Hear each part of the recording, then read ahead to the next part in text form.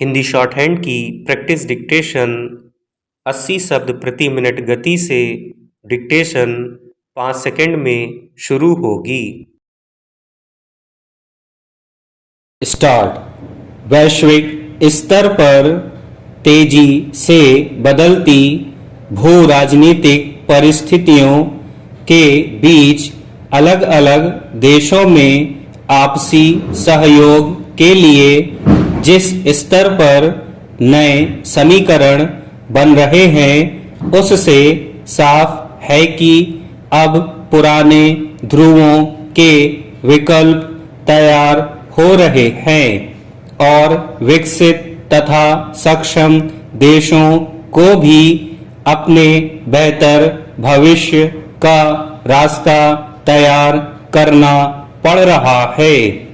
इस संदर्भ में देखें तो भारत और ऑस्ट्रेलिया के बीच गुरुवार को जिस स्तर पर सहयोग और साझेदारी की घोषणा हुई वह मौजूदा दौर की जरूरतों के मद्देनजर एक महत्वपूर्ण पहल है। गौरतलब है कि पिछले कुछ समय के दौरान मुक्त व्यापार के क्षेत्र में भारत ने कई देशों के साथ समझौते किए हैं जिसके तहत देश की अर्थव्यवस्था के विस्तार के लिए नई संभावनाएं तैयार करने की कोशिश की गई है।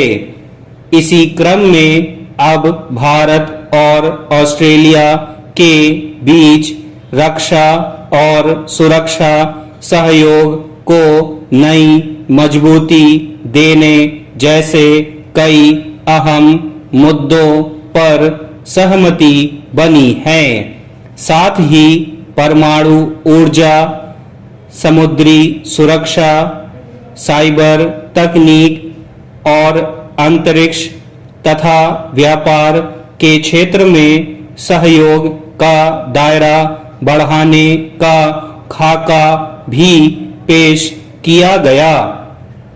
इसके अलावा आतंकवाद के खिलाफ साझा लड़ाई, हिंद प्रशांत क्षेत्र में शांति और स्थिरता लाने तथा अन्य मोर्चों पर जारी तनावों के हल के लिए संवाद और कूटनीतिक प्रयास जारी रखने पर भी सहमति बनी। जाहिर है भारत और ऑस्ट्रेलिया के बीच साझेदारी के सफर के विस्तार की जो पहल हुई है उसका आधार अगले कुछ दशकों में वैश्विक स्तर पर आर्थिक और कूटनीतिक स्तर पर बदलते ध्रुव और उसी मुताबिक तैयार होते समीकरण हैं जिसमें सहयोग के नए आयाम तैयार हो रहे हैं। हालांकि ऑस्ट्रेलिया के साथ भारत का पहले से ही साझेदारी का लंबा सफर रहा है, लेकिन ताजा समझौतों में परमाणु ऊर्जा और दुर्लभ खनिजों के मामले में सहयोग के जिस मोर्चे पर ठोस समझदारी बनी है वह आने वाले वक्त में बेहद अहम साबित हो सकती है।